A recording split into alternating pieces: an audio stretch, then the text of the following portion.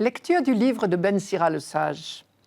Mon fils, accomplis toutes choses dans l'humilité, et tu seras aimé plus qu'un bienfaiteur. Plus tu es grand, plus il faut t'abaisser. Tu trouveras grâce devant le Seigneur. Grande est la puissance du Seigneur, et les humbles lui rendent gloire. La condition de l'orgueilleux est sans remède, car la racine du mal est en lui. Qui est censé médite les maximes de la sagesse. L'idéal du sage, c'est une oreille qui écoute. Ce texte s'éclaire si on commence la lecture par la fin. Qui est censé médite les maximes de la sagesse. L'idéal du sage, c'est une oreille qui écoute. Quand on dit sagesse dans la Bible, on veut dire l'art de vivre heureux. Être un homme sensé, un homme sage, c'est l'idéal de tout homme en Israël et du peuple tout entier. Ce peuple tout petit, né plus tard que beaucoup de ses illustres voisins, si l'on considère qu'il mérite véritablement le nom de peuple au moment de la sortie d'Égypte. Ce tout petit peuple a ce privilège, grâce à la révélation dont il a bénéficié, de savoir que toute sagesse vient du Seigneur. C'est le début du livre de Ben Sira. Dans le sens que Dieu seul connaît les mystères de la vie et le secret du bonheur. Et c'est donc au Seigneur qu'il faut demander la sagesse. Dans sa souveraine liberté, il a choisi Israël pour être le dépositaire de ses secrets, de sa sagesse. Pour dire cela de manière imagée, Jésus Ben Sira, c'était son nom, l'auteur de notre lecture ici, fait parler la sagesse elle-même, comme si elle était une personne. Je cite. Le Créateur de toutes choses m'a donné un ordre. Celui qui m'a créé a fixé ma demeure. Il m'a dit, en Jacob établis ta demeure, en Israël reçois ton patrimoine.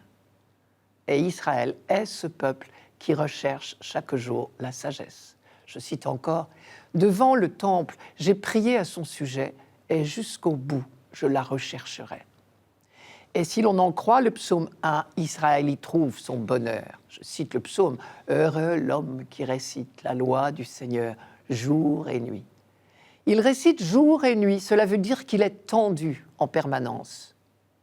Qui cherche, trouve, dira plus tard un autre Jésus. Encore faut-il chercher, c'est-à-dire reconnaître qu'on ne possède pas tout, qu'on est en manque de quelque chose. Et Ben Sira le sait bien. Il a ouvert à Jérusalem, vers 180 avant Jésus-Christ, ce que nous appellerions aujourd'hui une école de théologie. On dit aujourd'hui une bête midrash. Pour faire sa publicité, il disait « Venez à moi, gens sans instruction, installez-vous à mon école ». Ne s'inscrivaient bien sûr que des gens qui étaient désireux de s'instruire. Si l'on croit tout savoir, on ne juge pas utile d'apprendre par des cours, des conférences, des livres. Au contraire, un véritable fils d'Israël ouvre toutes grandes ses oreilles, sachant que toute sagesse vient de Dieu. Il se laisse instruire par Dieu.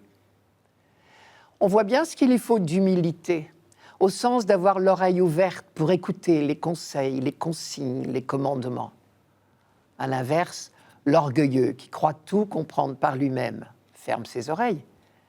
Il a oublié que si la maison elle est volée fermée, le soleil ne pourra pas y entrer. C'est le simple bon sens. Je cite, « La condition de l'orgueilleux est sans remède. La racine du mal est en lui, dit Ben Sira. » En somme, l'orgueilleux est un malade incurable, parce qu'il est plein de lui-même, comme on dit. Il a le cœur fermé. Comment Dieu pourrait-il y entrer? La parabole du pharisien et du publicain prend ici une résonance particulière. Était-ce donc si admirable ce qu'a fait le publicain? Il s'est contenté d'être vrai. Dans le mot humilité, il y a humus. L'humble a les pieds sur terre. Il se reconnaît fondamentalement petit, pauvre par lui-même. Il sait que tout ce qu'il a, tout ce qu'il est, vient de Dieu. Et donc, il compte sur Dieu et sur lui seul. Il est prêt à accueillir les dons et les pardons de Dieu. Et il est comblé. Le pharisien qui n'avait besoin de rien, qui se suffisait à lui-même, est reparti comme il était venu. Le publicain, lui, est rentré chez lui transformé. Isaïe dit la joie de ces humbles que Dieu comble. Je cite, De plus en plus, les humbles se réjouiront dans le Seigneur et les pauvres gens exulteront à cause du Saint d'Israël. Ce qui nous vaut une lumineuse parole de Jésus, ce que l'on appelle sa jubilation. Je cite, « Je te bénis, Père, Seigneur du ciel et de la terre, d'avoir caché cela aux sages et aux intelligents et de l'avoir révélé aux tout-petits. » Avec cela, les humbles, Dieu peut faire de grandes choses. Il en fait les serviteurs de son projet. Et c'est ainsi, par exemple, qu'Isaïe décrit l'expérience du serviteur de Dieu. Je cite, « Matin après matin, le Seigneur me fait dresser l'oreille pour que j'écoute comme les disciples. Le Seigneur, Dieu, m'a ouvert l'oreille.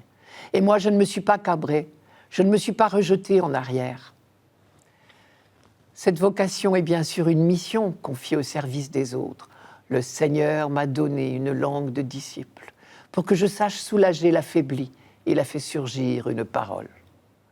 On comprend alors où se ressourçait Moïse, qui fut un si grand et infatigable serviteur du projet de Dieu. Le livre des Nombres nous dit son secret. Moïse était un homme très humble, plus qu'aucun autre homme sur la terre. Et quand saint Paul, à son tour, décrit son expérience spirituelle, il peut dire « S'il faut s'enorgueillir, je mettrai mon orgueil dans ma faiblesse. Le Seigneur m'a déclaré, ma grâce te suffit, ma puissance donne toute sa mesure dans la faiblesse. » En définitive, l'humilité est plus encore qu'une vertu, c'est un minimum vital, une condition préalable.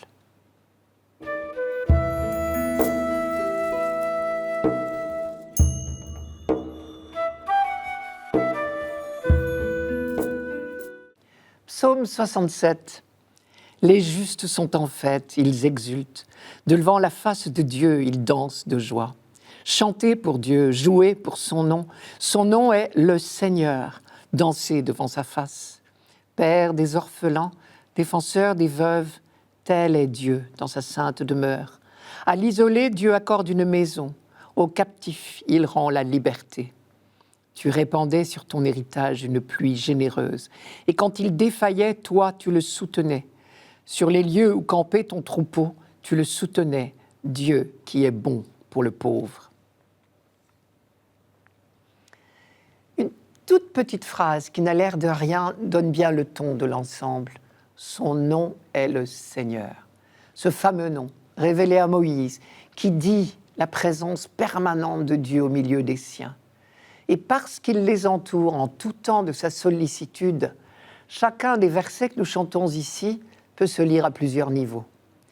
C'est à la fois la richesse et la complexité de ce psaume, qu'on puisse le chanter à toute époque en se sentant concerné. Je vais essayer de faire entendre au moins un peu ces divers niveaux de lecture possibles. Les justes sont en fait, ils exultent. Devant la face de Dieu, ils dansent de joie. Chantez pour Dieu, jouez pour son nom est le Seigneur, dansez devant sa face. On ne peut manquer d'évoquer bien sûr la danse de David lors du transfert de l'Arche à Jérusalem. Mais plus profondément, c'est de la joie du peuple libéré d'Égypte qu'il s'agit ici. Rappelons-nous le chant de Moïse lui-même après le passage de la mer. Et puis Myriam, après, avait pris le relais. Je cite, « La prophétesse Myriam, sœur d'Aaron et de Moïse, prit en main le tambourin. Toutes les femmes sortirent à sa suite, dansant et jouant du tambourin. Et Myriam leur entonna, « Chantez le Seigneur, il a fait un coup d'éclat. Cheval et cavalier, en mer il les jeta. » Puis vinrent les multiples interventions de Dieu au cours de l'Exode. Autant de raisons désormais pour chanter et danser. Dans les versets de ce dimanche, c'est ce qui transparaît le plus. Aux captifs, il rend la liberté. Tu répandais sur ton héritage une pluie généreuse, et quand il défaillait, toi, tu le soutenais. Sur les lieux où campait ton troupeau, tu le soutenais, Dieu qui est bon pour le pauvre. Ce fut la première expérience d'Israël, mais nous savons bien déjà que toute allusion à la libération vise non seulement celle-là, la première libération, celle de la sortie d'Égypte, mais aussi le retour de l'exil à Babylone et encore toutes les autres libérations, c'est-à-dire chaque fois que les individus ou le peuple tout entier progressent vers plus de justice et de liberté. Enfin, et peut-être surtout, celle qu'on attend encore, la libération définitive de toutes les chaînes de toutes sortes. Aux captifs, il rend la liberté. Nous, chrétiens, bien sûr, nous pensons ici à la résurrection du Christ et à la nôtre. Une autre réminiscence de l'Exode, dans les versets d'aujourd'hui, se prête également à des lectures que l'on pourrait dire superposées. Je cite, « Tu répandais sur ton héritage, c'est-à-dire ton peuple, une pluie généreuse. » Il s'agit de la manne, bien sûr, d'abord. Le livre de l'Exode raconte, « Le Seigneur dit à Moïse, « Du haut du ciel, je vais faire pleuvoir du pain pour vous. Le peuple sortira pour recueillir chaque jour la ration quotidienne. » Le matin, une couche de rosée entourait le camp. La couche de rosée se leva. Alors, sur la surface du désert, il y avait quelque chose de fin, de crissant, quelque chose de fin tel du givre sur la terre. Les fils d'Israël regardèrent et se dirent l'un à l'autre, « Manhou, qu'est-ce que c'est ?» Car ils ne savaient pas ce que c'était. Alors Moïse leur dit, « C'est le pain que le Seigneur vous donne à manger. » Il s'agit aussi très probablement de la pluie bénéfique, celle pour laquelle on prie si souvent là-bas, car elle conditionne toute vie. Sans la pluie généreuse, le pays de la promesse ne ruisselle pas de lait et de miel. Il y a eu dans le passé, vous le savez bien, des sécheresses et donc des famines mémorables. Pour commencer, on connaît l'histoire de Joseph et la terrible succession des 7 années de sécheresse qui ont amené ses frères, les fils de Jacob, puis Jacob lui-même, à descendre en Égypte. Ensuite, il y eut au temps du prophète Élie cette sécheresse qui fut l'occasion d'une grande confrontation entre Élie lui-même et la reine Jézabel, une païenne, adoratrice de Baal, le dieu prétendu de la fécondité, de l'orage et de la pluie. Tu répandais sur ton héritage, ton peuple, une pluie généreuse, peut se lire « Toi seul as toujours répandu tes bienfaits sur le peuple de l'Alliance. » On connaît encore une autre famine célèbre, cette fois au temps de l'Empire romain, sous l'empereur Claude, dans les années 41 à 54, Claude. On sait qu'à cette occasion, les communautés chrétiennes de l'ensemble du bassin méditerranéen, dans les régions non touchées par la famine, furent sollicitées de venir en aide financièrement aux sinistrés. À notre tour, nous chrétiens avons bien aussi motif de rendre grâce. La manne, notre pain de chaque jour, nous est offerte en Jésus-Christ, véritable pain vivant descendu du ciel. Et là, je le cite, « Moi, je suis le pain de la vie. Au désert, vos pères ont tous mangé la manne, et ils sont morts. Mais ce pain-là, qui descend du ciel, celui qui en mange ne mourra pas. Moi, je suis le pain vivant qui est descendu du ciel. Si quelqu'un mange de ce pain, il vivra éternellement. Le pain que je donnerai, c'est ma chair donnée pour que le monde ait la vie. » Oui, vraiment, les justes sont en fête. Ils exultent devant la face de Dieu. Ils dansent de joie. Chantez pour Dieu, jouez pour son nom. Son nom est le Seigneur. Dansez devant sa face.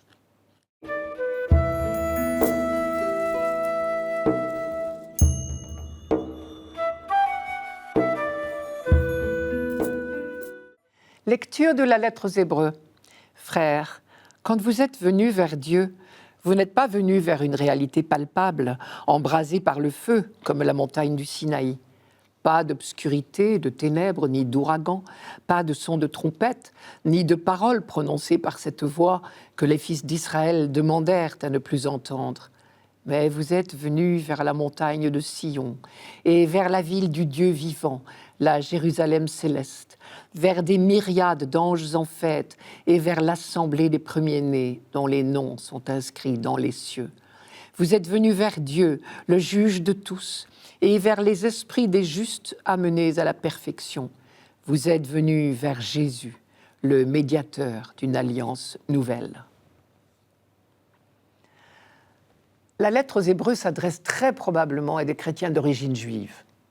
Son objectif clairement avoué est donc de situer correctement la nouvelle alliance par rapport à la première alliance. Avec la venue du Christ, sa vie terrestre, sa passion, sa mort et sa résurrection, tout ce qui a précédé est considéré par les chrétiens comme une étape nécessaire dans l'histoire du salut, mais révolue pour eux. Révolue peut-être, mais pas annulée pour autant. Qui veut situer correctement la nouvelle alliance par rapport à la première alliance devra donc manifester à la fois continuité et radicale nouveauté. En faveur de la continuité, on entend ici des mots très habituels en Israël. Sinaï, feu, obscurité, ténèbres, ouragan, trompette, sillon, Jérusalem, les noms inscrits dans les cieux, juge et justice, alliance. Ce vocabulaire évoque toute l'expérience spirituelle du peuple de l'Alliance. Il est très familier aux auditeurs de cette prédication. Prenons le temps de relire quelques textes de l'Ancien Testament, puisqu'ils sont la source. Je cite. « Le troisième jour, quand vint le matin, il y eut des voix, des éclairs, une nuée pesant sur la montagne et la voix d'un corps très puissant. Dans le camp, tout le peuple trembla. Moïse fit sortir le peuple à la rencontre de Dieu hors du camp, et ils se tinrent tout en bas de la montagne. Le mont Sinaï n'était que fumée, parce que le Seigneur y était descendu dans le feu. Sa fumée monta comme la fumée d'une fournaise, et toute la montagne trembla violemment. La voix du corps s'amplifia. Moïse parlait, et Dieu lui répondait par la voix du tonnerre. Tout le peuple percevait les voix, les flamboiements, la voix du corps et la montagne fumante.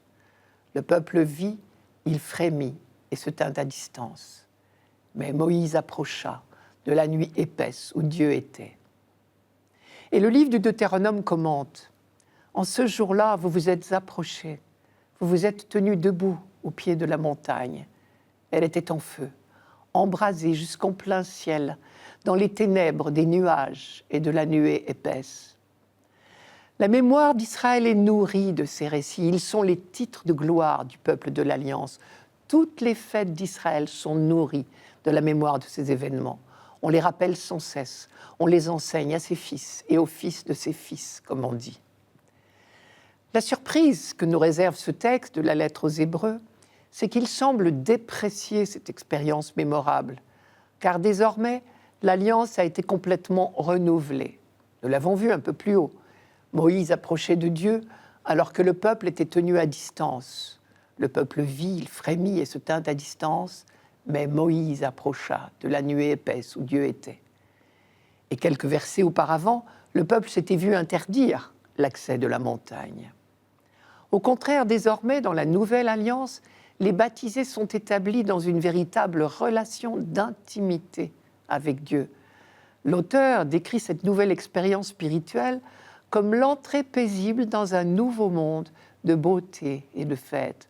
Vous êtes venus vers la montagne de Sion et vers la cité du Dieu vivant, la Jérusalem céleste, vers des milliers d'anges en fête et vers l'assemblée des premiers-nés dont les noms sont inscrits dans les cieux. Vous êtes venus vers Dieu, le juge de tous les hommes, et vers les âmes des justes arrivés à la perfection. Vous êtes venus vers Jésus, le médiateur d'une alliance nouvelle. Dès l'Ancien Testament, on le sait, la crainte de Dieu avait changé de sens. Au temps du Sinaï, elle était de la peur devant les démonstrations de puissance. Une peur telle que le peuple demandait même à ne plus entendre la voix de Dieu.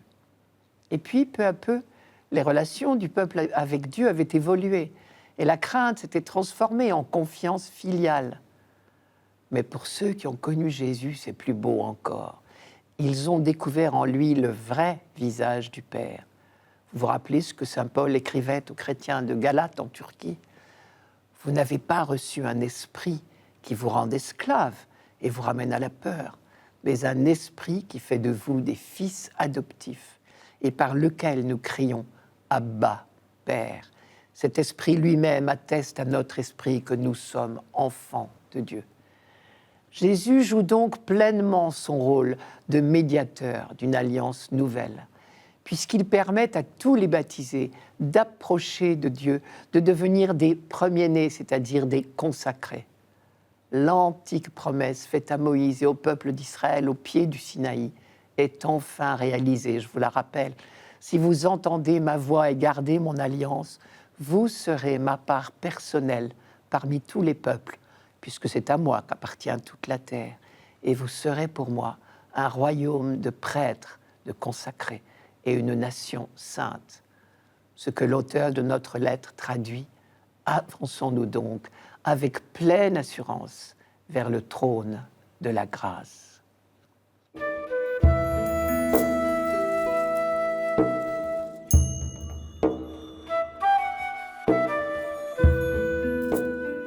Évangile de Jésus-Christ selon saint Luc. Un jour de sabbat, Jésus était entré dans la maison d'un chef des pharisiens pour y prendre son repas, et ces derniers l'observaient.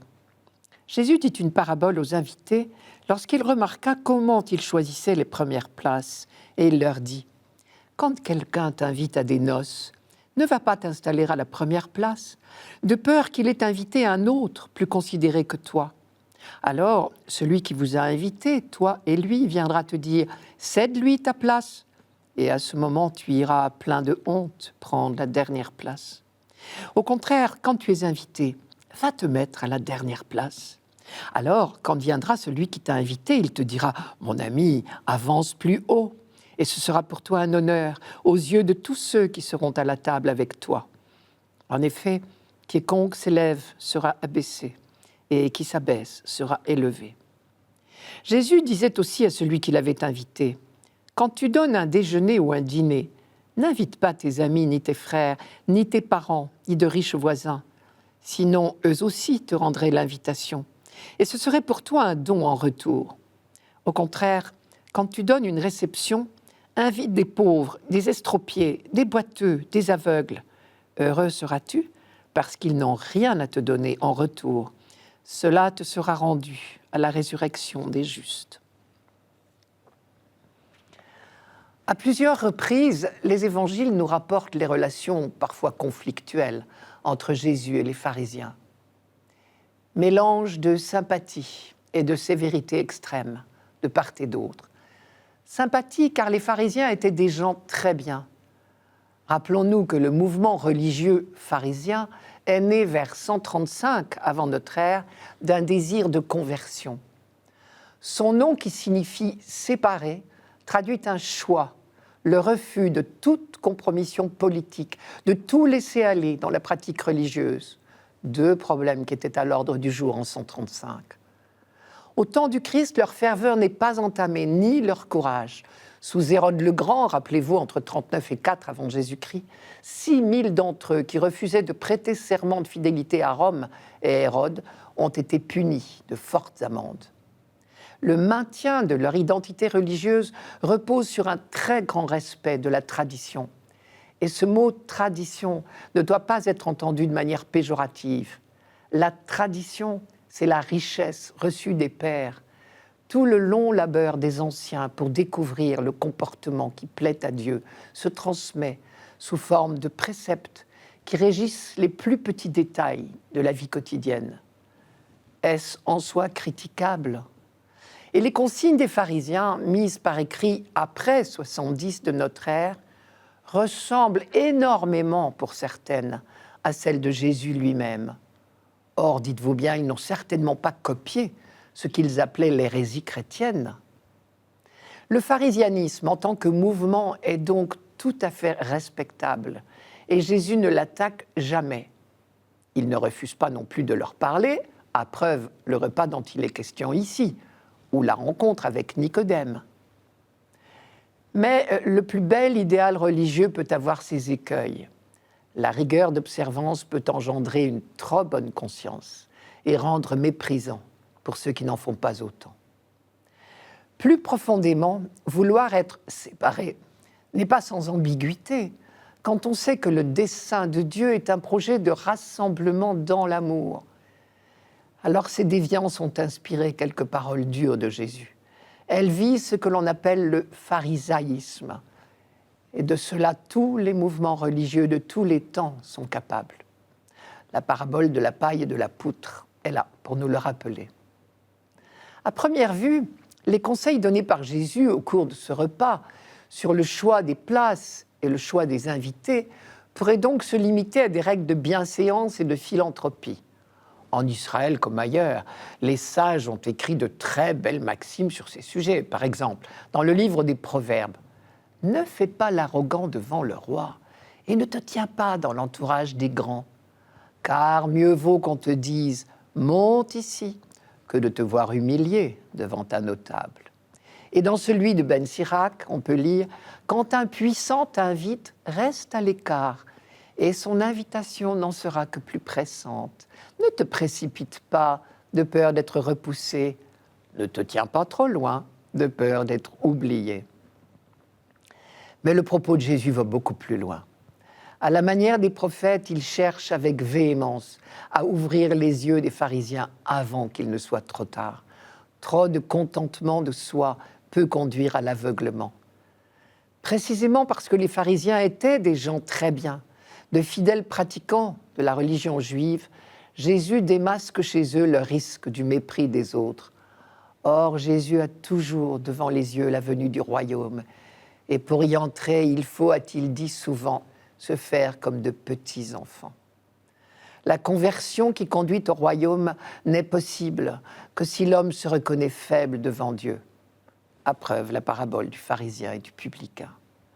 Les pharisiens risquent d'être fort loin de l'accueil des pauvres et des estropiés, qui est le signe principal du royaume.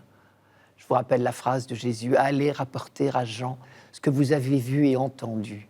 Les aveugles retrouvent la vue, les boiteux marchent droit, les lépreux sont purifiés, les sourds entendent, les morts ressuscitent, la bonne nouvelle est annoncée aux pauvres. » Ceux qui accueillent et respectent ces humbles sans attendre de retour participeront avec eux, dit Jésus, à la résurrection promise. C'est ce que souligne saint Jacques dans sa lettre. « Mes frères, ne mêlez pas des cas de partialité à votre foi en notre glorieux Seigneur Jésus-Christ. »